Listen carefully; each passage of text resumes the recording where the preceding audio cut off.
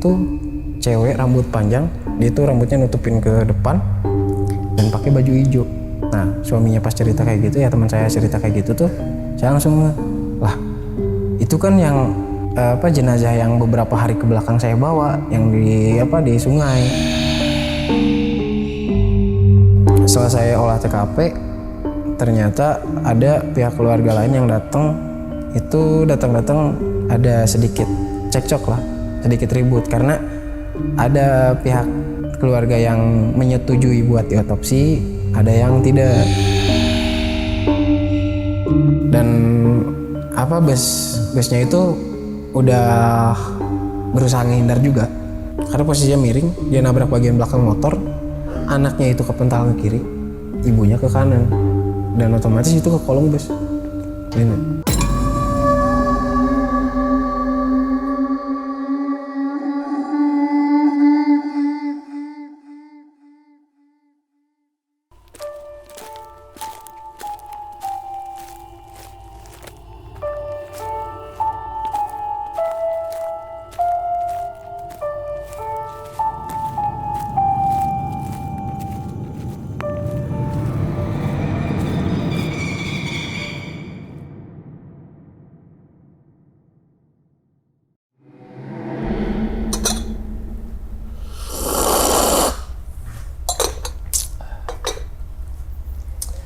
Assalamualaikum warahmatullahi wabarakatuh. Kembali lagi bersama gue Sumar Adi Wijaya atau biasa dipanggil Umang dalam segmen Ngopi Horor. Ya teman-teman semua, pada video kali ini atau pada kesempatan kali ini lagi gue tidak akan membawakan sebuah cerita dan namun menghadirkan narasumber yang tentunya mempunyai pengalaman mistis ataupun pengalaman yang horornya nih. Nah, di samping saya nih udah ada Bang Dibas atau Kang Dibas. Waduh, Abang gimana kabarnya Abang? Alhamdulillah baik. Sehat ya? Alhamdulillah. Salam untuk teman-teman dan juga keluarga di rumah nih, Bang Dibas nih. Nah, tapi sebelum Bang Dibas menceritakan pengalamannya ke teman-teman semua, kami ngucapin terima kasih banyak nih Abang. Udah meluangkan waktunya datang ke sini yang domisili di Bandung juga Bang ya. Karena kami sedang berada di Bandung, Roadcast Bandung, teman-teman semua. Yang semoga aja ya, dibalik pengalamannya Bang Dibas, teman-teman semua ini bisa diambil pelajarannya dan juga bisa diambil sisi baiknya. Gitu ya Bang ya? Nah, ngomongin masalah pengalaman nih Bang. Abang kan profesinya sebagai driver ambulans. Nah, ya kan yang mungkin nggak sedikit juga driver ambulan yang mengalami hal-hal yang memang tidak diinginkan. Gitu kan ya, teror lah, evakuasi apalah gitu kan ya. Dan nanti ternyata Bang Dibas ini punya pengalaman yang dimana yang menurutnya paling ingat dan berkesan banget. Bukan berkesan yang sebenarnya yang berkesan maksudnya itu yang paling masih diingat banget yaitu proses evakuasi ya. Iya, evakuasi. Yang dimana orang tenggelam dewasa di Sungai Citarum dan juga pengantaran jenazah atau antar jenazah korban. Oke, ini apa namanya? Saya sih yakin banget banyak banget pelajaran ini yang bisa diambil. Semoga aja gitu Bang. Jadi jangan horornya aja diambil, tapi pelajarannya isi cerita ini apa? Kan gitu ya Bang ya. Oke, ya wis Bang. Mungkin tahan dulu kali Bang ya, ceritanya Bang ya. Oke, dan tanpa berlama-lama lagi kita langsung masuk aja ke dalam ceritanya. Ngopi horor segera dimulai. Abang, diminum dulu silakan kopinya. Silakan.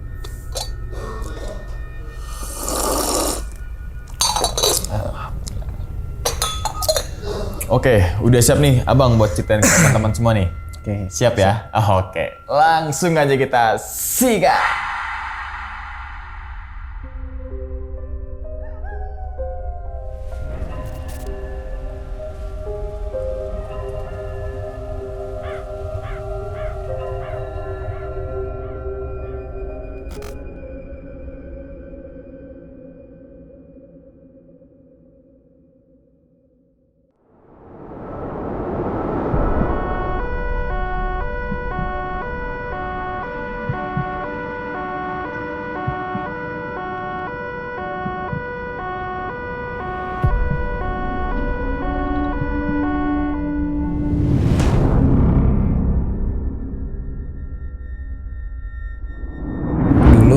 Sebelum meluncur di ambulan ya, saya di escorting dulu. Escorting ambulan itu yang suka ngawal-ngawal ambulan itu. Dan kebetulan juga awalnya tertarik itu karena lihat di konten-konten motovlog ya. Motovlog yang dia bantu buka jalan ambulan gitu kan pas lagi macet. Jadi tertarik pengen bantu juga gitu. Dari situ saya cobalah turun di escorting. Di escorting itu turun. Kebetulan ya saya tahu jam area di situ, entah itu bubaran pabrik, bubaran sekolah, atau itu ada kendala macet juga kan. Nah, kebetulan ada ambulan tuh, saya escort, saya bantu. Nah, itu lumayan lama sih saya nge-escort. Nah, terus ada nih teman di ambulan, dia sebagai driver, dia ngajakin saya, kamu nge-escort terus dapat apa? Ya saya jawab, ya cuman pengen ngebantu aja, pengen ngebantu. Nah dia ngajakin, ya udah kalau gitu sekalian aja bantu saya di ambulan, jadi kru. Jadi saya ngebantu dia buat evakuasi pasien, jenazah atau apa, saya coba bantu dia gitu. Dapat lumayan ilmu kan, ilmu baru ya. Nah dari situ sering dengar orang nemuin hal-hal mistis di ambulan lah, kayak gitu. Tapi saya nggak terlalu nanggepin serius karena emang percaya hal gaib, tapi nggak ada tuh saya selama di ambulan nggak ada ngalamin gitu kan. Singkat cerita, saya diajak sama temen buat bikin ambulan, dan saya yang bawa ambulan itu. Nah udah itu saya lepas dari kru tapi masih barengan sama rekan, cuman beda mobil aja bawa. Dan teman saya lagi pelayanan pasien, saya ada panggilan bawa jenazah, dan jenazahnya itu yang udah beberapa hari di sungai Citarum itu.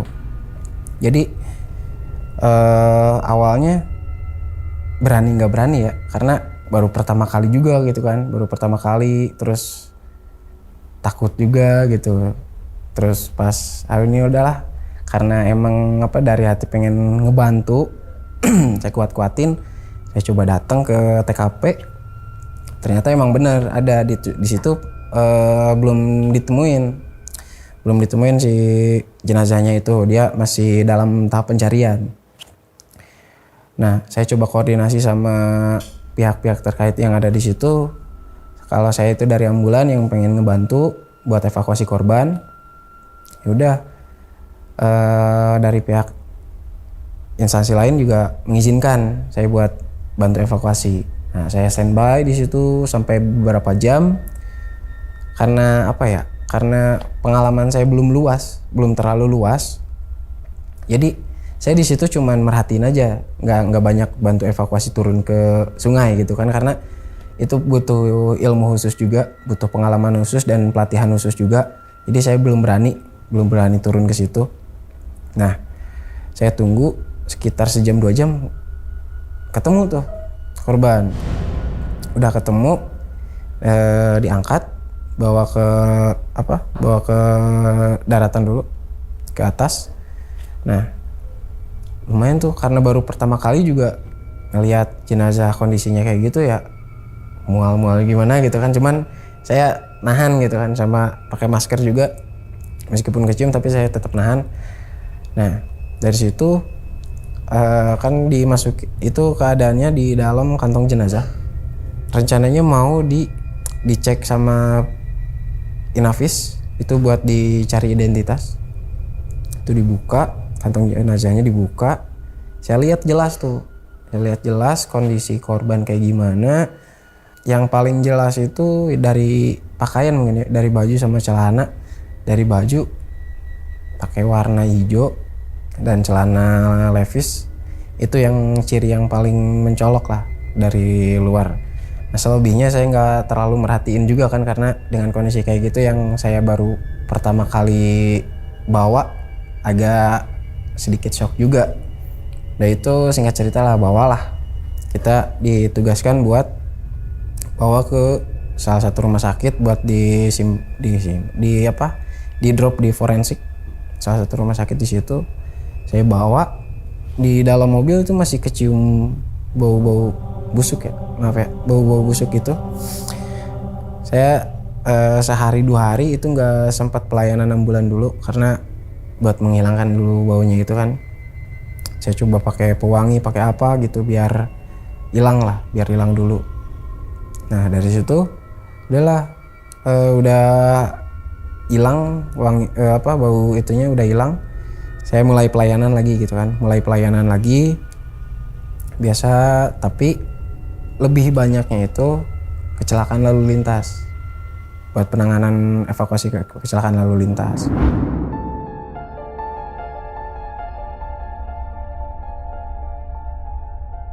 Dari situ nggak lama dari pelayanan yang kecelakaan lalu lintas itu ya cuman luka-luka ringan biasa gitu, luka-luka ringan kita penanganan di tempat buat basuh luka kayak gitu, udah aman, anterin pulang, aman-aman aja sih selama beberapa hari lah. Nggak lama dari situ saya sakit dan teman saya nganter saya ke rumah sakit. Dan di situ ya dokter bilang ya saya harus dirawat gitu kan. Jadi saya dirawat di situ beberapa hari dan mobil saya kasihin ke temen dulu. Jadi temen yang bawa. Kurang lebih 2 hari lah. 2 hari saya dirawat tuh temen datang yang bawa mobil saya itu datang ke rumah sakit buat jenguk saya. Dan dia bawa istrinya. Jenguk biasalah saya ngobrol. Terus ngobrol-ngobrol singkat lah waktu di ruangan itu. Nah nggak lama dari itu dia pamit pulang.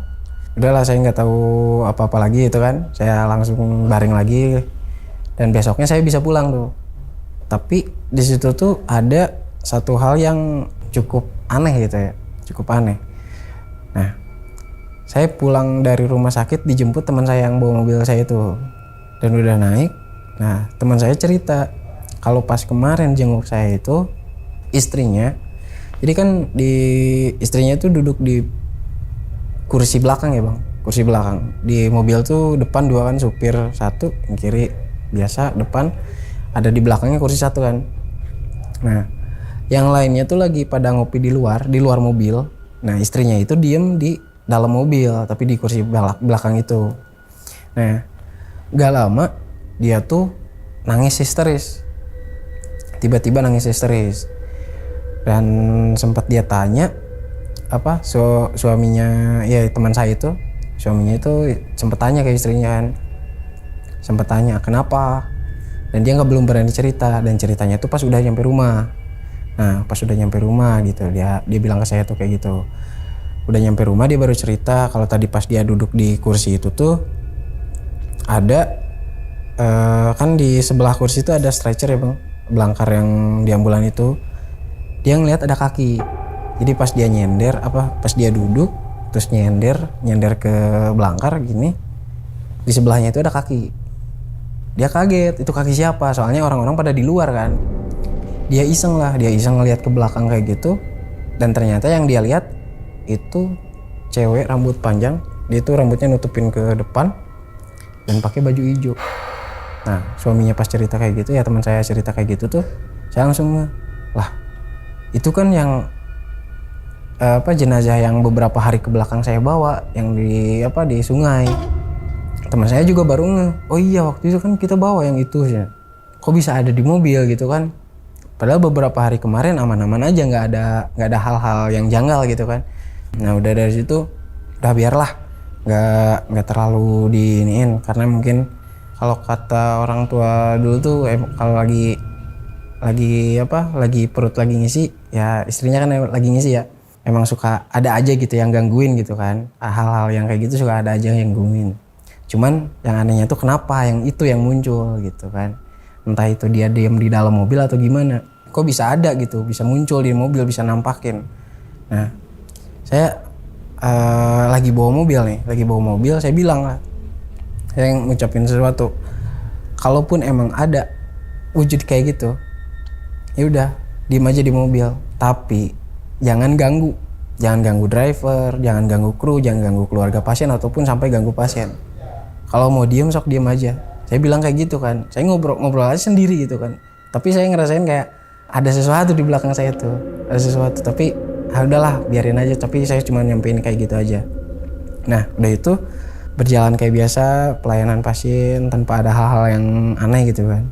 Satu malam saya beres pelayanan, saya di depan rumah itu parkir, kontak mati, tapi audio itu nggak mau mati bang. Audio nggak mau mati, dia nyala aja terus. Saya udah pencet tombol, dia nggak mau mati. Saya coba tekan, dia tetap aja nyala kayak gitu. Mungkin error mobilnya ya, mungkin error audionya. Saya langsung matiin aja gitu pakai mode sleep gitu, biar layarnya aja mati gitu kan, tapi audio tetap nyala. Layarnya mati. Saya keluar mobil, udahlah saya kunci keluar. Nggak lama dari situ ada telepon, Bas tolong bawain pasien di bidan, itu anak kecil, itu pasien udah pendarahan katanya, tapi pendarahan di dalam kepala katanya karena kena benturan gitu. Ya udah saya bawalah, saya jemput dulu, balik lagi ke mobil kan, saya jemput, anterin saya ke rumah sakit. Saya dianterin ke rumah sakit, udah nyampe rumah sakit lumayan cukup intensif juga sih penanganannya, karena emang kondisinya antara sadar nggak sadar, tapi dia masih agak ngerespon antara sadar nggak sadar kayak gitu. Ya udah karena ditanganin di situ dan keluarga juga minta buat ditangani di rumah sakit itu tanpa dirujuk lagi ke rumah sakit lain. Jadi saya mutusin buat pamit pulang sama keluarga. Saya bilang pamit ke keluarga, nanti kalau misalkan ada apa-apa telepon lagi aja. Ya oke. Yaudah saya pulang tuh. Beberapa kilometer dari rumah sakit, mungkin ada sekitar 5 kilometer. Itu mobil tiba-tiba lampunya mati. Lampu headlamp mati, lampu senja mati. Pokoknya kelistrikan dari pencahayaan itu lampu semuanya mati. Tapi mobil masih maju. Masih nyala, mesin masih nyala. Saya coba menepi, pinggir dulu. Saya coba cek sikring, semua masih aman. Gak ada yang putus, gak ada yang apa. Itu kan keadaan tengah malam ya bang. Saya perjalanan dari rumah sakit ke rumah juga lumayan makan waktu. Tadinya pengen balik lagi ke rumah sakit. Udahlah, saya mending ke rumah sakit lagi. Udah tidur di mobil aja gitu di rumah sakit. Biar besok pagi saya pulang, biar nggak kegelapan di jalan ya, karena emang di wilayah saya itu emang pencahayaan jalan umumnya emang kurang ya. Nah tapi pas saya ada niatan kayak gitu, saya udah beres cek sikring ini itunya, tiba-tiba lampu semua nyala lagi. Udah nyala nih, kayaknya ada kabel yang longgar gitu kan. Ya coba berpikir secara logika dulu aja gitu. Ya udahlah, mumpung udah nyala, saya lanjutin nih perjalanan. Lanjut ke rumah. Tapi sebelumnya saya ke pom dulu kan, ngisi bensin. Nah di pom tuh, itu posisi dari rumah sakit ke pom udah setengah jalan ke rumah saya. Nah di pom, tiba-tiba lampu semua mati lagi. Ini kenapa kata saya tuh? Dicek lagi nggak ada. Saya coba goyang-goyangin kabel, itu nggak ada reaksi apa-apa gitu kan. Tapi saya tuh ada niatan lagi. Ya udahlah, di pom ada tempat parkir juga kan. Nah tadinya mau saya parkir di situ buat tidur istirahat kan, biar besok saya lanjut. Tadi mau kayak gitu lagi, kayak niatan sama yang di rumah sakit tadi kan. Mumpung masih dekat dari pom ke parkiran, ya udahlah saya mau parkir. Nah begitu saya mau parkir, lampu LED tiba-tiba nyala lagi. Itu kenapa lagi? Ya udahlah, paksain aja lah, pasti bisa nyampe rumah. Berangkatlah saya, paksain lagi. Udah nyampe rumah, saya nggak bisa tidur dong. Udah nyampe rumah tuh, sudah mobil semua saya kunciin, masuk kamar saya nggak bisa tidur. Saya main HP aja. Nah baru bisa tidur tuh maju ke subuh saya baru bisa tidur. Tapi antara pengen tidur sama enggak, jadi itu ngantuk tapi saya kayak nggak mau tidur kayak gitu. Ya udahlah, paksain tidur. Nah udah mau tidur, tiba-tiba ada telepon dan ternyata itu telepon dari keluarga pasien yang saya bawa semalam. Dan dia ngabarin kalau pasien yang saya bawa semalam itu meninggal. Saya di situ udah ngerasa nggak enak sih. Ngerasa nggak enaknya tuh kayak, oh berarti ini nih yang malam saya pengen balik lagi ke RSUD tuh, pengen balik lagi ke rumah sakit tuh ini loh. Dia udah ngasih tanda-tanda. Dan sebenarnya dia meninggalnya itu nggak lama dari saya pergi. Tapi keluarga baru ngabarin tuh udah mau pagi ya, mau subuh. Keluarga baru ngabarin saya karena dia coba nyari ambulan yang terdekat di situ dulu. Tapi nggak dapet karena si keluarga pasien tahu rumah saya agak jauh kan. Rumah saya agak jauh, jadi dia nyari dulu yang dekat di situ. Cuman nggak ada respon. Ujungnya tetap nelfon saya gitu kan. Dia nelfon saya ngabarin kalau anaknya itu meninggal.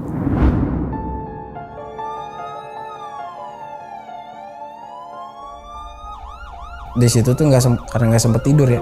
Ya udahlah saya bawa aja. Saya anterin jenazahnya ke rumah sampai orang tuanya juga ngelihat saya yang kelihatan lah kalau misalkan kondisi kurang tidur pasti kelihatan ya. Ini belum tidur ya. Udah makasih banget udah bantu saya gitu kan. Udah bantu anterin anak saya dari malam sampai sekarang anterin lagi jenazahnya. Makasih banget udah dibantu gitu kan. Ya udahlah saya di situ pamit pulang dalam keadaan ngantuk. Nah, pulang. Nah, dari perjalanan pulang saya tiba-tiba nyium bau amis. Dan bau amis itu kayak bau amis yang pertama kali yang saya bawa. Yang jenazah di sungai itu. Bau amis yang di air itu sama bau amis yang bukan di air itu pasti agak beda lah wangi itunya. Nah, saya ini cium bau amis dalam keadaan yang setengah ngantuk ya. Mungkin perasaan saya aja gitu karena entah itu mobil belum dibersihin atau apa gitu kan.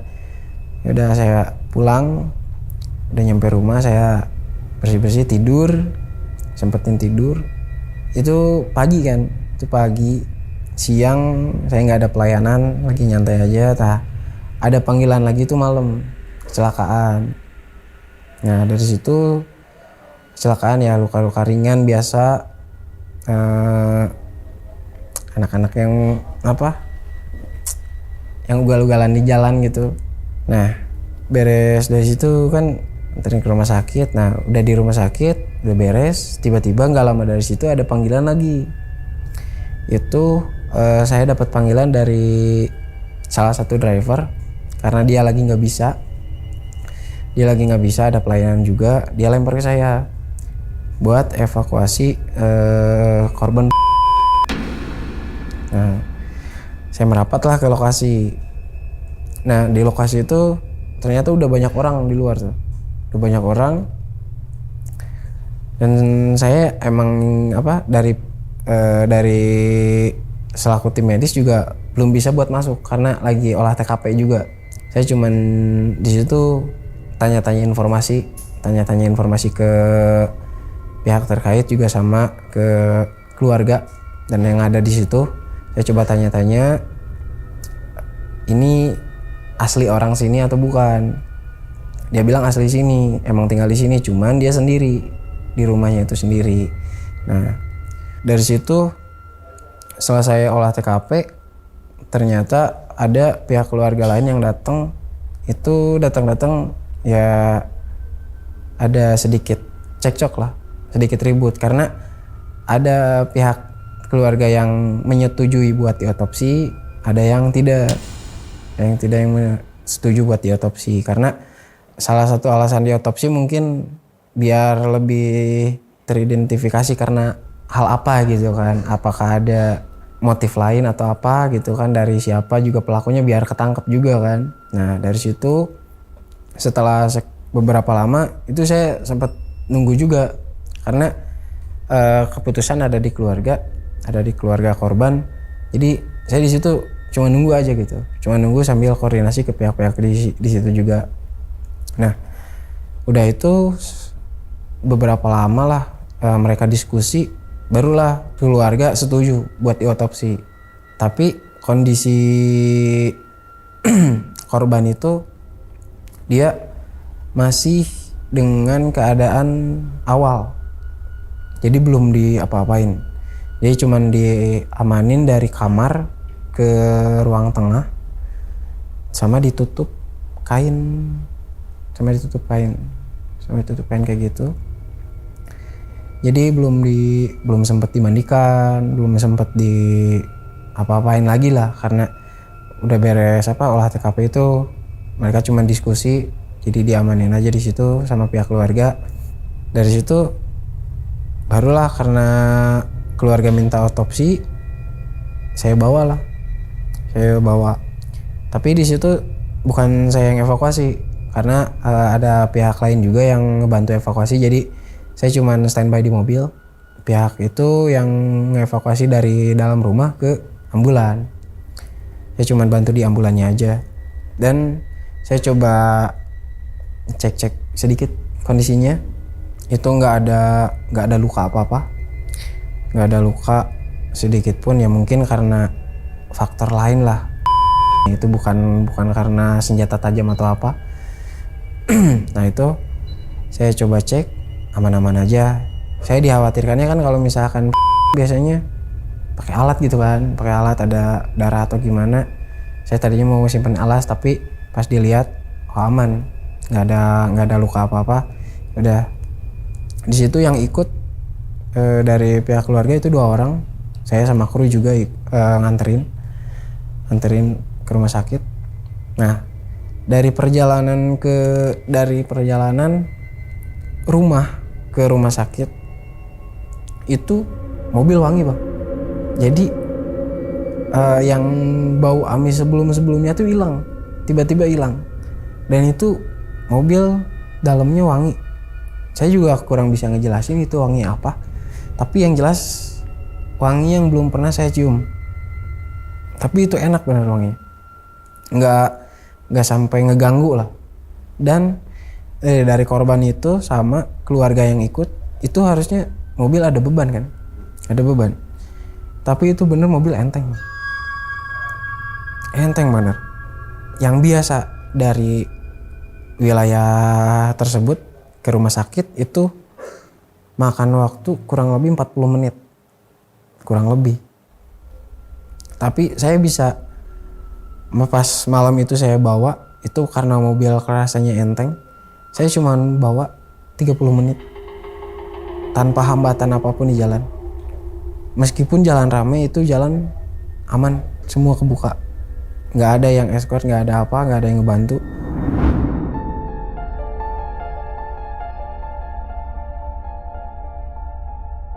Singkat cerita, nyampe di rumah sakit buat diotopsi itu saya keluarin sempat saya lihat lagi tuh, saya buka sedikit kainnya, itu nggak ada kamper, nggak ada pewangi apa-apa, nggak ada. Itu masih posisi korban tuh masih dengan keadaan awal terjadi itu, belum di apa-apain. Saya sempat nanya ke keluarga juga, Pak, apakah ini pas korban dipakein pewangi atau apa? Enggak. Keluarga bilang enggak, itu masih sama kondisinya dari awal. Karena untuk keperluan otopsi juga kan, nggak boleh ada yang pegang atau apa gitu kan. Ditakutkannya kalau misalkan ada campur tangan keluarga, entah itu sidik jari yang kebaca atau apa, jadi malah keluarga yang terkena gitu kan. Nah itu, jadi kondisi korban itu belum diapa-apain banget. Itu agak lumayan lama otopsinya. Dan ya singkat cerita, saya itu otopsi beres, saya anterin lagi pulang. Awalnya itu kan udah rame banget ya. Yang saya bawa dari rumah ke rumah sakit itu, di keadaan rumah itu udah rame banget. Saya anterin itu jenazah ke rumahnya, itu jadi lebih rame lagi yang datang. Dan saya coba turunin, itu langsung banyak yang ngebantu. Dan ternyata saya dengar cerita di situ, ya itu emang orangnya cukup dikenal baik ya. Kalau ada apa-apa dia suka ngebantu, dan nggak terlalu banyak problem apa-apa gitu. Jadi terpandang baik lah itu orangnya. Saya di situ sambil pamit pulang ya, saya kayak posisi apa ya, kalau ini mobil saya di tengah jalan tapi di kiri kanan itu banyak orang dan semua serempak ngucapin makasih. Merinding saya bang, bener. Di apa, makasih udah bantu, makasih semuanya bilang kayak gitu. Merinding saya sampai ngerasain, oh ini bener, ini orang baik. Dan itu dibarengin dengan wangi yang masih nempel di mobil.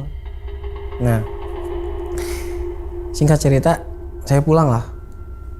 Pulang ke rumah. Udah nyampe rumah, ya yang namanya beres pelayanan pasien atau jenazah ya saya pasti sterilkan unit lagi kan, bersihin lagi. Saya bersihin unit lagi. Saya coba pakai pewangi lagi kan, pakai pewangi yang biasa saya pakai. Dan itu ya pas malam itu saya bersihin, udah beres. Pagi hari saya ada pasien, ada panggilan.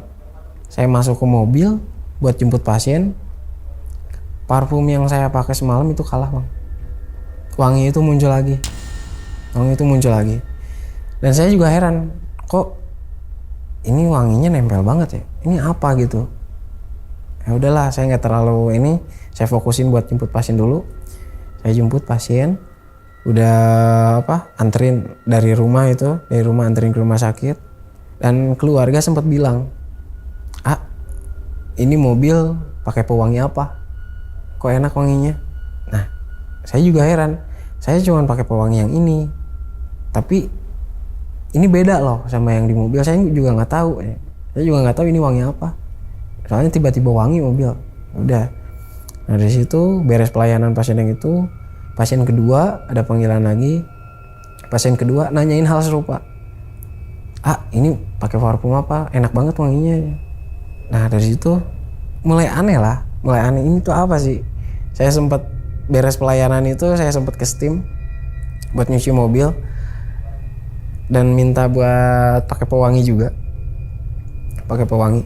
Awal-awal wangi parfum yang di situ ya, yang mereka pakai. Nah, tapi lama-lama wangi itu muncul lagi, kalah lagi wangi itu. Itu wangi itu nempel selama kurang lebih 4 hari. Nah, beres dari situ karena emang udah cukup lama juga ya pelayanan, udah cukup lama. Ya di situ saya coba ke bengkel lah buat servis mobil, servis rutinan gitu kan. Saya ke bengkel datang. Dan di situ tuh ada satu mobil tua, saya parkir sebelahnya, dan yang punya mobil itu tuh udah sepuh juga. Nah, saya coba jelasin ke mekanik sama ke bengkel, saya mau servis gini. Oke, udah. Dari bengkel tuh ada kan kursi tunggu tuh, kursi tunggu. Nah, saya duduk di situ, tiba-tiba yang punya mobil tua itu nyamperin ke saya. Dan dia bilang, udah lama di ambulan. Ya lumayan lama. Ini mobil sering bawa jenazah ya? Ya dibilang sering, emang pelayanannya gitu kan. Dibilang enggak juga, ya emang ada aja panggilan jenazah gitu kan. Tapi ini mobil agak berat kayaknya. Saya bilang ya, iya sih, emang ada hal-hal aneh gitu kan di mobil, agak berat. Nah udah itu dia baru ngejelasin lah kalau dia tuh udah lama jadi profesi gali kubur. Nah itu dijelasin, saya udah lama bertahun-tahun gitu galiin kubur, makam. Ya saya bisa tahu. Saya barusan ngelihat mobil itu, di dalam mobil banyak, tapi ini nggak akan ngeganggu. Cuman kalau misalkan ada satu yang ngeganggu, ini bakal kacau. Dia bilang kayak gitu. Cuman saya yang ngenotis obrolannya kayak percaya nggak percaya gitu ya, percaya nggak percaya. Antara nggak percaya ya hal gaib ya, kalau di agama ya harus dipercaya kan, harus dipercayai. Tapi nggak percaya kalau misalkan di dalam mobil tuh banyak. Meskipun ya emang saya sering bawa jenazah gitu kan, Tapi dalam pikiran saya kok masa iya sih semuanya diem di situ kayak gitu kan. Nah dia tuh sempat bilang juga di situ tuh kalau dia ngelihat yang baju hijau. Saya belum cerita ke dia saya bawa apa aja, tapi dia ngelihatnya itu ada yang hijau satu di belakang. Sedikit kaget juga gitu, kok bisa tahu gitu kan, kok bisa tahu. Nah terus dia bilang ini juga ada anak kecil tapi semuanya nggak ganggu gitu. Nah dari situ saya ceritain lah, itu yang baju hijau dari sungai yang di belakang kata saya itu kan posisi bengkel itu di belakang pemukiman, terus habis pemukiman tuh sungai kan. Nah posisinya di situ. Saya ceritain kalau yang baju hijau itu yang dari sungai di belakang, dan yang anak kecil itu yang waktu dulu pernah saya bawa. Dia sebutin lagi, ini yang anak kecil ini kasihan tapi dia hobinya ngoprek katanya. Dia bisa jatuh itu karena gak mau diem, dia ngoprek. Saya mikir lagi, kepikiran. Oh jangan-jangan yang dulu mainin audio saya nih. Pikiran iseng saya gitu. Oh yang jangan-jangan dulu yang mainin audio saya nih sama lampu nih, yang bikin error kata saya tuh. Biar nggak terlalu panik juga. Sebenarnya kaget, cuman biar nggak terlalu panik lah. Ya udahlah di situ.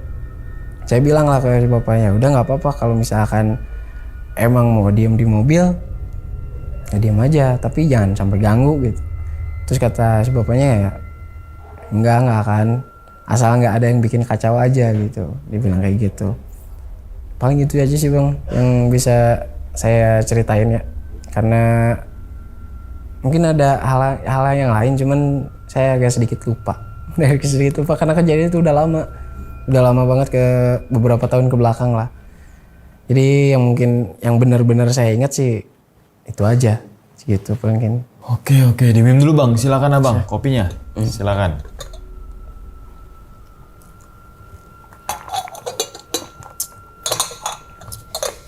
Nah jadi gitu ya teman-teman semua nih, pengalaman dari Bang Bibas Supodo ya kan, saat menjalankan sebuah tugas yang mulia banget gitu kan bang. Ya kan, kalau masalah supir ambulan kita respect dah gitu kan. Banyak juga yang nonton supir ambulan gitu kan, yang tadi dibilang di awal video, nggak semua supir ambulan mempunyai kisah-kisah yang memang di luar nalar ini. Itu tapi ketika maunya atau dapat pengalaman yang di luar nalar, pasti situ ada pelajaran atau hikmahnya gitu yang bisa kita petik gitu loh bang. Iya kan ya. Oke.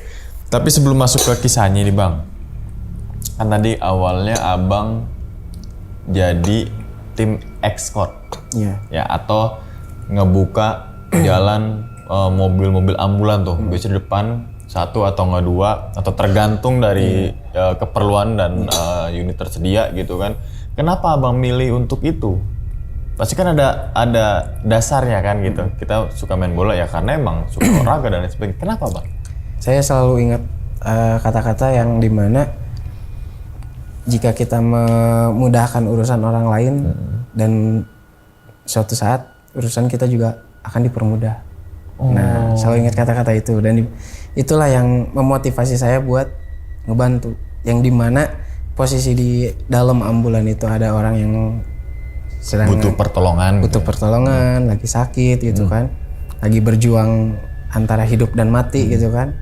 Apa salahnya saya buat ngebantu gitu kan? Kayak meskipun itu cuman sekedar ngebantu buat memperlancar laju ambulan gitu kan. Itu aja sih.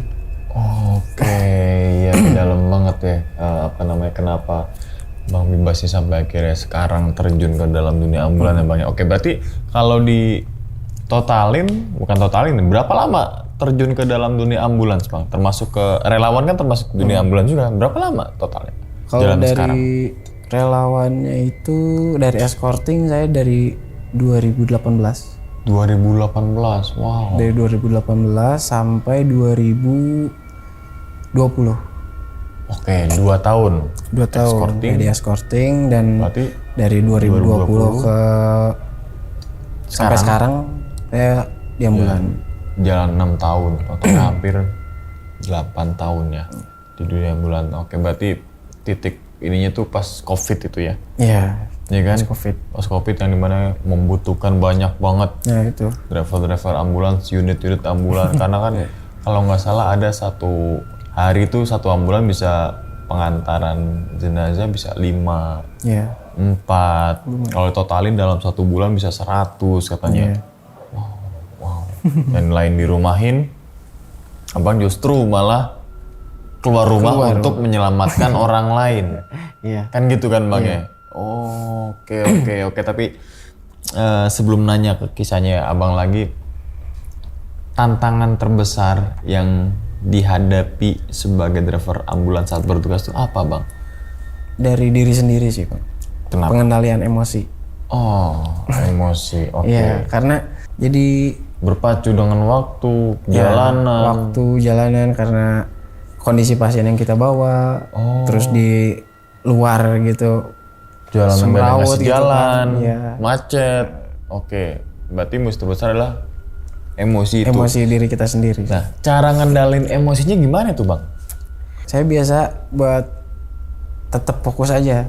Oh, Dan saya bilang ke diri saya, ini harus nyampe, ini saya harus bisa bantu.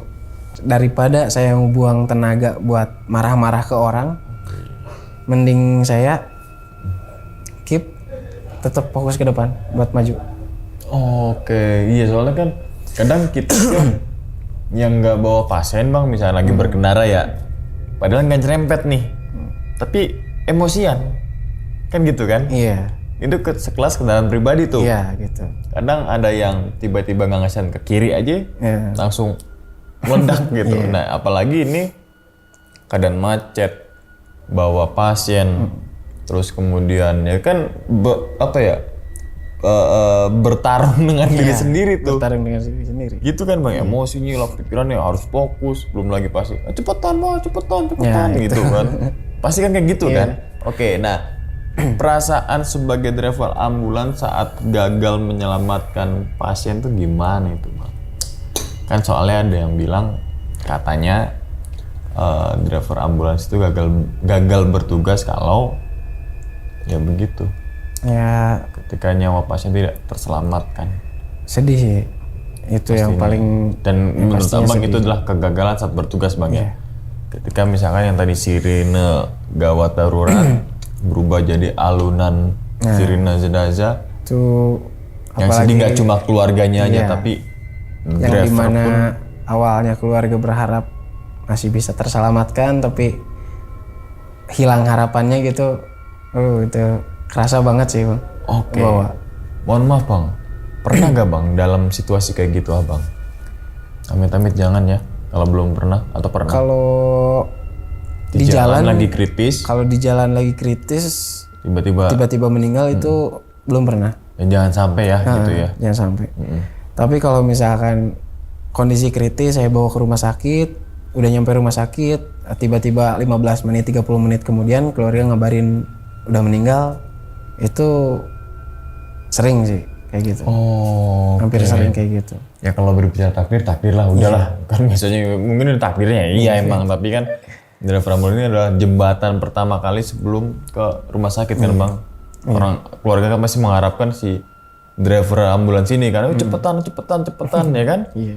Oke, nah terus kemudian nih bang, jenazah yang paling mengerikan yang meninggalnya karena apa sih bang? Biar jadiin pelajaran nih untuk yang kita masih hidup nih. Rata-rata itu karena kecelakaan. Oh, kecelakaan lalu lintas. Karena mungkin ya Namanya di jalan ya. iya, namanya di jalan gitu kan, ada yang orang gak sabaran gitu kan, yang ujungnya dia sendiri yang celaka gitu kan. Iya. Oh, berarti lebih ke human error jalan bang ya? Iya. Kadang kan kita yang sering dibilang kan ngantuk, Ya itu maksain, maksain. balas WA, sambil naik Iya. motor di depan nabrak dia malah ngomel-ngomel padahal dia nggak fokus gitu kan bang ya. Yang salah-salahan belok gitu Iya. kan, nggak lihat spion apa, tiba-tiba di belakang mobil gitu kan. Itu serabat serobot ugal-ugalan. Ininya kejepit. Oh iya, nah ini maksudnya pelajarannya itu loh bang, gitu kan. Kalau misalkan abang sering menangani di lebih ke laka lantas gitu kan, berarti kan poinnya harus kita waspada dan hati-hati. Iya. Ya berkendara ya, kan kendaraan yang ngebawa kendaraan juga kan harus fit juga kan gitu ya. Oke, nah kemudian nih bang, lebih sering nganter pasien atau bawa jenazah? Mohon maaf ini mah. Lebih seringnya abang? Balance, hampir balance sih. Hampir balance. Oke. Terkait pengantaran jenazah paling jauh kemana bang? Selalu gue tanyain ini nih kalau ke driver ambulans. Pasti kan soalnya beda-beda kan pengalaman dan penugasan itu kan. Kemana paling jauh? Paling jauh Luar pulau deh. Palembang. Oh, Palembang. Iya. Kalau di Pulau Jawa? Pulau Jawa itu Jawa Tengah lah. Sekitar Area Jawa Tengah, area Jawa Tengahan ya. Oke. Dan katanya kan gini, ketika ada driver ambulan pengantaran jenazah ke luar daerah gitu kan, supir ambulan tuh kayak solidnya tuh kayak anak Vespa gitu. Iya. Iya kan? Yang dimana misalnya mau kemana ada trouble, yang terdekat nyamperin. Iya. Ketika keluar misalkan dari Bandung ke Jawa Tengah, di Jawa Tengah udah ada yang keluar tol tuh udah ada tim-tim teman-teman ambulans itu untuk ngawal sampai ke titik lokasi untuk ngasih tahu jalannya. Kan gitu ya bang ya. Berarti solidnya tuh luar biasa ya. Ya, bisa dibilang kayak gitu sih. Oh, oke. Nah, terus kemudian paling jauh ke sana ke mana? Ke Palembang gitu kan. Oke. Nah, terus kemudian nih bang, kan ada yang kisahnya bang ya, yang tadi diceritain ada jenazah yang tenggelam di sungai itu kan. Itu akibat apa atau memang ya kecemplung atau apa? Kalau untuk kronologis pastinya saya kurang tahu ya. Kurang tahu karena kebetulan itu jenazah yang pertama juga saya bawa. Oh, pertama? Iya, itu pertama yang kondisinya kayak gitu ya. Sebelum-sebelumnya ya mungkin jenazah ada gitu, cuman bukan kondisi yang kayak yang tadi. Bisa dibilang mohon maaf nggak layak gitu kan. Secara nggak layak itu. Tapi kalau misalkan dari sedikit ininya, rata-rata yang di situ yang meninggal di sungai itu rata-rata nggak sedikit juga gitu kan, nggak sedikit juga yang Banyak kejadian kayak gitu ya. di sungai itu tuh. Oh. Dan itu bukan mungkin buat saya yang evakuasi itu pertama kali ya. Iya. Pertama kali, tapi sebelum-sebelumnya itu bukan Ada yang juga pertama. gitu. Itu udah Kejadian sering itu tuh ada juga sebelumnya. Itu udah sering banget ya. Oh. Apa ya? Karena apa ya? Karena diarungin ke sungai itu ninggalin jejak kali ya? Mungkin ya. Ini kan kalau di pinggir jalan kan kelihatan. Iya. Kalau ini kan misalkan kita ngalirin di sini kan nongolnya nggak tahu kemana Iya, ditemuinya. bisa jauh juga lumayan. Ya, tapi kan tetap sidik jari mah, tetap ya. Ya, itu mungkin kalau memang kondisinya karena untuk jenazah dalam air itu beberapa hari dia pasti bakal mengembang ya bang. Iya. Mengembang dan ada kemungkinan sidik jari juga hilang. Bisa hilang juga kan karena kalau kita lama-lama di air juga pasti agak keriput gitu kan. Iya. Nah kayak gitu. Yang udah berhari-hari itu ada yang masih bisa terdeteksi dari sidik jari, ada yang mungkin udah nggak ada gitu. Udah nggak Jadi bisa. ngeliatin sidik jari gue. Iya. Nggak bisa mungkin yang nggak bisa dideteksi ya kita sebutlah Mr. X lah gitu. Ya kan bisa diambil DNA juga kan ya, gitu kan. Oke, ini jadi, aduh, semoga jangan sampai ada lagi deh korban-korban berikutnya di sungai itu ya bang ya. Entah itu tenggelam, apalagi yang dan lain sebagainya dah gitu. Amit-amit itu loh bang ya kan, siapa sih yang mau meninggal dalam keadaan seperti itu kan gitu kan. Oke, terus kan jenazah itu di karena apa ya kalau boleh tahu, ada persaingan kan biasanya kan sedikit-sedikit driver kan tahu tuh karena ada keluarga ataupun masyarakat situ kan. Ya kalau yang itu selagi saya nunggu di situ kan saya sempat tanya-tanya juga kan ke pihak terkait sama warga sekitar juga. Saya sempat tanya ya karena katanya sih dari warga itu ada dendam pribadi. Ada dendam pribadi, itu orang terdekatnya. Orang terdekatnya? Iya, orang terdekat yang emang sering ke situ. Dan malah orang itu tuh sering dibantu sama almarhum. Tapi mungkin entah ada cekcok apa sampai kejadiannya kayak gitu, entah ada sampai dia bisa nekat kayak gitu. Padahal dia udah sering dibantu gitu sama itu. Oke, terus kan wangi tuh ya, bau wangi tuh. itu. Wangi lebih ke apa sih bang? Kayak ke bunga apa gimana, kayak ke parfum apa gitu? Kalau Ke bunga? dibilang bunga mungkin ada wangi bunga, tapi kurang bisa. Kayak manis-manis gitu wanginya, kan biasanya beda tuh Bang, manis. Iya, manis seger gitu lah. Iya. Manis seger gitu, tapi kurang bisa mendefinisikan itu wangi apa gitu. Karena belum pernah saya cium wangi apa itu. Kalau parfum kan kadang ya hampir mirip lah gitu kan, begitu ada yang manis, ada yang ini, ada seger gitu kan. Tapi itu abang baru pertama kali dan terakhir kalinya untuk nyium itu kan. Iya. Bisa parfum kan, yang kemarin nih ini yang gue suka nih parfumnya gitu kan, kadang kan gitu. Tapi ini enggak Enggak. Pokoknya itu pertama kali saya cium enak, seger. Tapi saya nggak bisa ngebaca itu ini wangi apa sih, bunga kah atau apa kah, cuman enak aja gitu.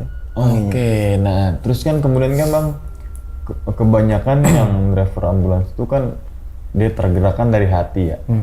Ya kan bang ya, bukan sekedar profesi gitu loh. Ini beda nih ini ya kan. Kalau profesi kan ngejalan tugas udah. Iya.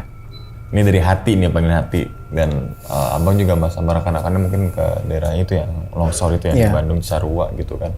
Ini baru berapa hari nih kita di sini ada kejadian itu gitu kan. Makanya untungnya alhamdulillahnya abang ini bisa hadir di sini gitu kan.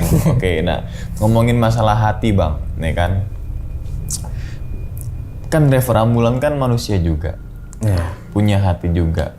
Pasti pernah namanya yang ngeliat korban, terus kita kayak ikut nangis. Iya dong? Pernah. Iya dong kan, walaupun kita bukan keluarganya, walaupun kita bukan tetangganya, tapi ketika lihat korban begitu, kan pasti tadi abang kan katanya pernah. Korbannya dalam kondisi karena apa kalau boleh tahu? Sampai akhirnya abang terketuk hatinya juga gitu loh. Ikut sedih gitu. Itu korban kecelakaan. Lagi-lagi kecelakaan ya? Kecelakaan. Dan maaf, dia kelindas bus. Aduh. Nah, itu kelindas bus. Jadi mungkin kalau anak dia kan berboncengan ya, pakai motor nih. Ini mungkin jadi pelajaran juga ya. Iya bang. Jadi boncengan antara ibu dan anak. Nah, anaknya itu cewek. Dia nyebrang dari jalur lambat ke jalur cepat. Yang dimana jalur cepat itu nggak boleh buat motor sebenarnya. Oh oke. Jadi motor tuh harus tetap di jalur lambat di kiri ya. Nah, tapi mungkin entah dia kan di depan itu ada putar balikannya bang. Nah, entah dia mau emang putar balik atau gimana gitu kan.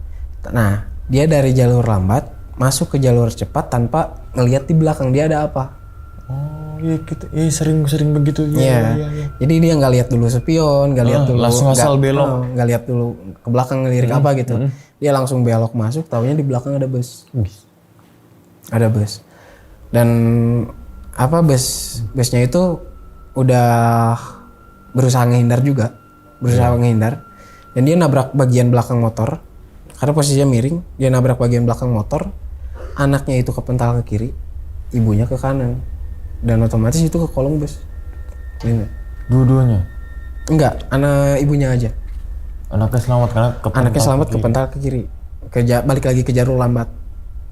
Jadi kepentalnya itu, jadi baru masuk jalur cepat. Oh iya, dia kepental lagi. Terbalik ya? Iya. Dia kepental lagi ke jalur lambat, ibunya ke kanan ke jalur cepat, dan di mana posisi di kanan itu ya belakang dia bus. Lindes lah. Gitu. Ngeri. Kayak pas datang ke lokasi, awalnya biasa aja ya. Awalnya biasa aja, cuman lihat kondisi, ini udah ada sebagian organ yang keluar lah. sebagian organ yang keluar. Nah itu udah ditutup juga, udah ditutup. Nah saya keketuk hati itu pas saya dengar anak yang cewek itu dia nangis histeris sambil dia nangis bilang minta maaf pokoknya. Maafin teteh. Aku bilang ya pokoknya saya dengar kayak gitu. Dan saya pas saya ngelihat anaknya juga, kayaknya ini chemistry-nya deket banget gitu antara ibu dan anak ini. Iya. Deket banget kayaknya ini. Makanya di situ saya pas lihat, saya malah jadi ikutan nangis di situ. Ikutan ya berkaca-kaca lah. Iya. Pakai masker juga kan agak nggak tega juga lihatnya gitu kan. Oke. Nggak tega. Itu sih yang paling kerasa sedihnya, ikut sedih juga walaupun bukan keluarga, bukan saudara gitu kan ya. Oke. Berarti ini peringatan juga nih, sebagai peringatan untuk teman-teman semua kalau di jalan ugal-ugalan kan gitu bang.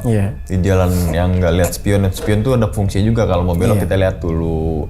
Terus juga misalnya motor jangan jalur cepat gitu kan. Kadang kita hati-hati tapi ada orang lain yang nggak hati-hati. Nah itu. Kan gitu kan bang, kita udah hati-hati banget tapi kadang ada aja orang lain yang asal masuk lah, asal nyerobot lah, apalah. Oke. Jadi seperti itu tuh teman-teman semua, terlepas daripada kisahnya Bang Bibas ini yang tadi yang gue pernah bilang di awal video, nggak semua driver ambulan merasakan kejadian-kejadian yang di luar nalar gitu kan bang, tapi nggak sedikit juga driver ambulan yang memang merasakan hal-hal yang di luar nalar gitu kan. Intinya setiap kejadian kita jadikan sebuah pelajaran untuk diterapkan di kehidupan gitu kan ya. Oke bang, tapi sebelum ditutup nih bang videonya, kira-kira abang punya pesan gak nih untuk teman-teman semua yang lagi nonton di rumah, khususnya mungkin pengguna jalan nih bang, yang kadang kalau ada ambulan nggak mau ngasih jalan nih bang. Ya kan, kita kasih edukasi lah sekalian lah gitu loh. Jangan horornya aja, ya kan, pelajaran juga edukasinya nih. Kasih bang. Oke, mungkin untuk yang nonton ya khususnya lebih berhati-hati lah di jalan, lebih berhati-hati di jalan, entah itu berkendara mobil, motor, bahkan yang jalan kaki juga nggak luput dari kecelakaan gitu kan. Entah ada aja yang nabrak dari belakang atau apa, kita harus lebih hati-hati lah. Dan mungkin lebih responsif lagi kalau misalkan ada ambulan melintas, entah itu dia bawa jenazah, bawa pasien atau sedang penjemputan, mungkin lebih responsif lagi dengan sirine. Karena sirine apa dulu nih bang? Takutnya kan sirine yang lain gitu. Ya sirine ambulan yang warna merah gitu. Yang warna merah. Iya, takutnya sirine yang lain gitu. Nah, lebih responsif lagi dah pokoknya. Jadi karena kita nggak tahu kan itu ambulan mau jemput atau nganter, kita nggak tahu. Karena yang pernah dialamin juga sama rekan saya, dia ngasih jalan ambulan, taunya si ambulan itu datang ke rumah saudaranya buat ngejemput ke rumah sakit. Nganterin ke rumah sakit. Kan kita nggak tahu, kita selagi di jalan ada ambulan melintas di belakang maupun di depan, usahain buka jalan dah. Kasih jalan melipir sebentar. Iya, itu nggak akan rugi lama, waktu ya bersekian detik gitu kan. Kalau bisa melipir, ngopi dulu, ini dulu gitu. Dan satu hal lagi mungkin. Apa tuh bang? Kalau misalkan kondisi macet atau apa, usahain jangan ngikutin ambulan. Oh banyak bang? Itu banyak banget. Maksudnya pas macet, terus kan dibuka nih sama escort nih. Ya. Kan kebuka tuh jalan tuh. Jalan, ambulan masuk, itu di belakang jadiin kesempatan bang. Entah itu mobil, motor, pada ngikutin di belakang. Oh nginti. Iya, karena ya mungkin kesempatan nih biar cepet nih gitu. Jangan sampai dah, karena dikhawatirkan kita dari ambulan ngerem ngedadak, kalian juga yang nabrak. Yang disalin nanti ujung-ujung ambulan. Iya. Ambulan kan itu bang, kadang kan orang mendadak. Gitu. Takut gitu kan bang. Jadi jangan sampai ngerugiin diri sendiri lah. Maupun orang lain juga gitu ya. Oke. Jadi selain kisah horornya, teman-teman semua juga bisa ambil hikmahnya gitu kan Bang ya. Iya. Ambil pelajarannya, terutama yang tadi untuk yang berkendara di jalan, kalau kalian nggak hati-hati, siap-siap kalian diantar oleh teman-temannya daripada Bang Dibas gitu kan. Makanya amit-amit gitu kan Bang. Berarti Amit-amit kita jangan harus sampai. lebih hati-hati Iya. gitu kan. Lebih Itu loh, gitu loh. Oke. Ya wis. Sekali lagi terima kasih banyak nih Abang sudah meluangkan waktunya datang ke sini gitu kan. Kita doakan nih semoga Bang Bibas dan juga rekan-rekan ambulan khususnya daerah Bandung Raya, kita doakan semoga lancar rezekinya, panjang umur, sehat selalu, ya Bang ya, diberikan semua kesehatan gitu kan. Begitupun juga ada teman-teman semua yang lagi nonton di rumah nih. Oke. Dan ingat ya teman-teman semua, cerita dari Bang Bibas ini bukan untuk nakut-nakutin nih teman-teman semua ketika menjalani sebuah kehidupan ataupun yang lainnya. Tapi ambillah sisi positifnya dan buang sisi buruknya. Sekian dulu pada video kali ini dan nantikan video-video gaib berikutnya. Hal gaib itu muncul ketika sugesti kita buruk. Wassalamualaikum warahmatullahi wabarakatuh. Selamat beristirahat. Abang, terima kasih banyak. Sama-sama. Alhamdulillah. Bungkus.